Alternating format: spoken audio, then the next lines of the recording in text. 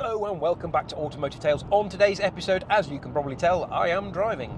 I am actually going back to HQ 1.0 to pick up some few last little bits. It's a workshop that I still have access to because it's actually my brother's workshop, and he's asked me to go and look at a few things and move a few bits and pieces.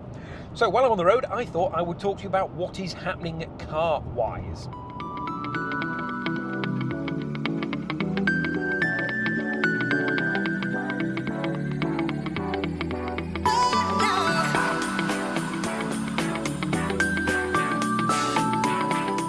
So as you can tell, I am in the Audi A6. This has been my daily now for nearly a year, probably 9-10 months at this point, and it's proved quite a reliable car. I have spent a reasonable amount of money keeping this on the road, but that's sort of par for the course. It certainly cost me less than driving that Volvo V60 in terms of monthly payments. However, it's not without its faults. You've seen in the last video that the Apple CarPlay Android Auto box still isn't fixed. I have new software for that, but I'm not holding my hopes on that being the fix, but we shall see. That does mean I've got to take the glove box apart again, which is good because when I put it back together, I didn't tighten something up enough, and the glove box now rattles, which is very irritating. I also mentioned in the previous video that we have a bit of a problem with the swirl flaps on this car. Now, that has gone away and then come back and gone away again, but it's becoming a bit of an intermittent fault. It doesn't seem to affect the way the car drives, so I think it's just a sensor issue, but we're going to have to dive into that in the new year because what I don't want is it to become unreliable if I ignore the problem. For those that aren't familiar, the swirl flaps basically sit in the intake. There's 2 intake runners per cylinder. One of those is controlled by a flap, which opens at higher RPM and is closed at lower RPM.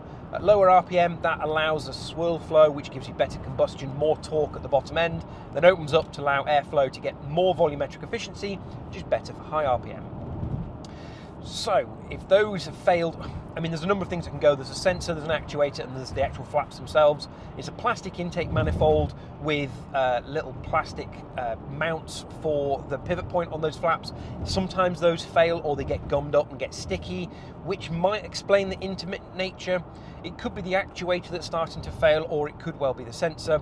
If it's all three, we're in for a bill of probably £350, £400 to get that fixed, which isn't the end of the world, but is not ideal. I'd like to avoid spending large quantities of money on this car, and I'll explain why in a second. But the one final fault on the car is the headlight washers.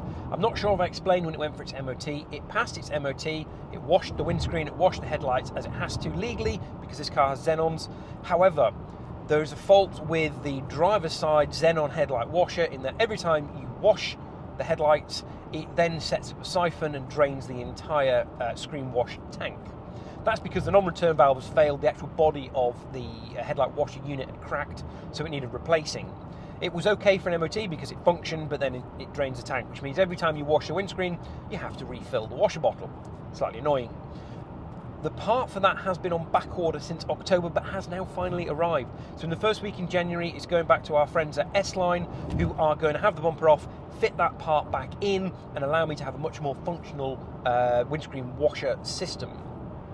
So that means the car is sort of ready to go, potentially. All the problems solved, a nicely reliable, running, fuel-efficient Audi A6 2-litre diesel. But why would any sensible person get rid of this car? It's fuel-efficient, it's generally quite reliable. The problems I've talked about are all little niggling problems. They're not actually major issues with the car. They don't affect its usability and reliability. It's got lots of space behind me, as you can see. It's an estate car, so you can put people and bags and DIY stuff in the car. It's very comfortable, it's very quiet, aside the now rattling glove box, that's my fault. It's basically all cars to all drivers in reality, which is sort of the problem. Despite being an incredibly dull man myself, the car is quite dull, and I crave a little bit of excitement. And so I am seriously considering changing my daily driver. But what to, you may ask? Well, you remember back in summer when I moved out of HQ 1.0, I had a problem child car to get rid of. That problem child car was a Porsche 986. It was noisy because this idiot put a straight-through exhaust on it.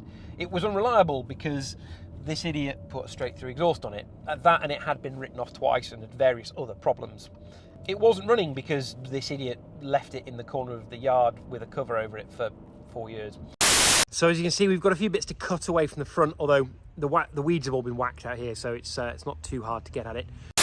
But it was also not the ideal car for using all the time because it's loud, it's unfriendly, it smelt of fuel, and my wife wouldn't even get in the car, which is a problem because we commute together.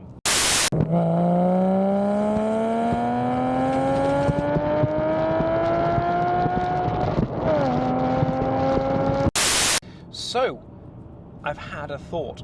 So I bought the 986 because I always liked that era of Porsche. I always wanted either a Boxster or a 911.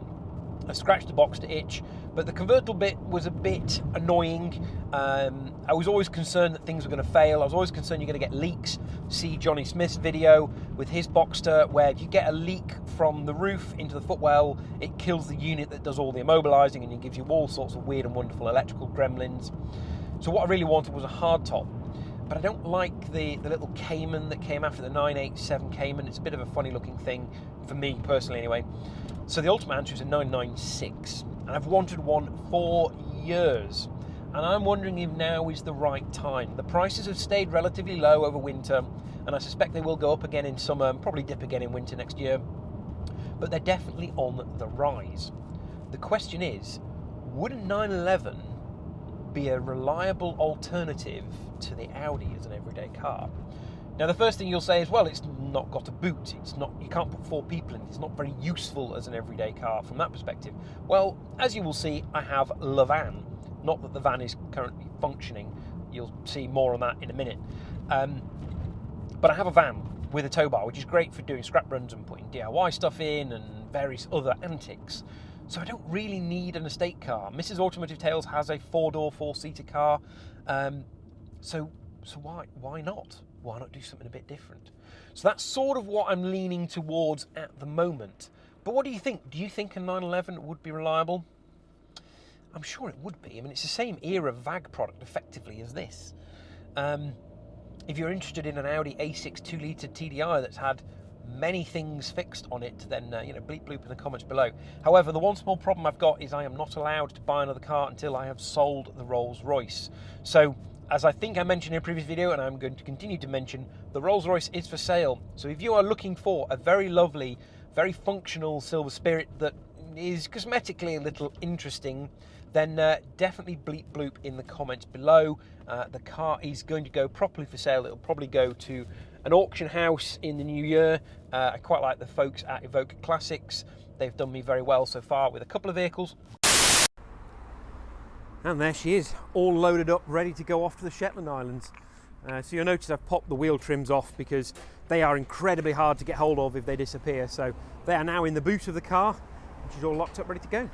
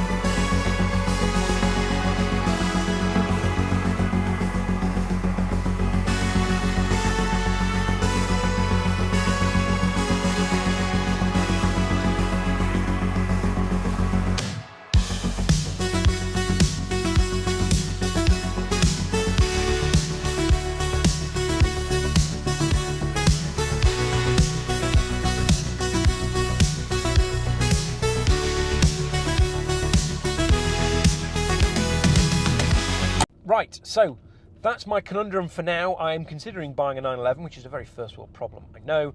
I'm now almost at HQ 1.0, so I need to go and do some work there. But let me know what you think. In the meantime, I'm going to leave you with the conundrum I have on the van, which is rather amusing and very typically transit.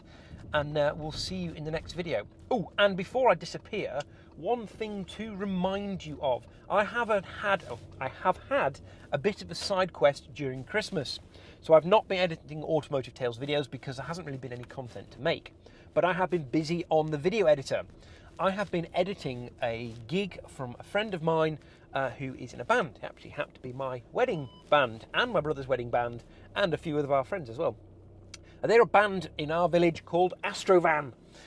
Nothing to do with the GM product sold in the UK called an Astra van. This is Astro van with an O. So go check out their YouTube channel. Some great sort of country covers of popular music. So yeah, I will stick a link up in the corner of the video. Right, that is all for this episode of Automotive Tales. I will see you next time. Bye.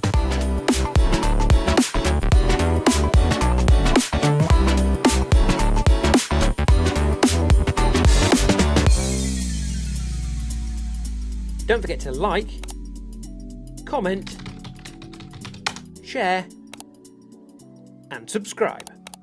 Thank you for watching.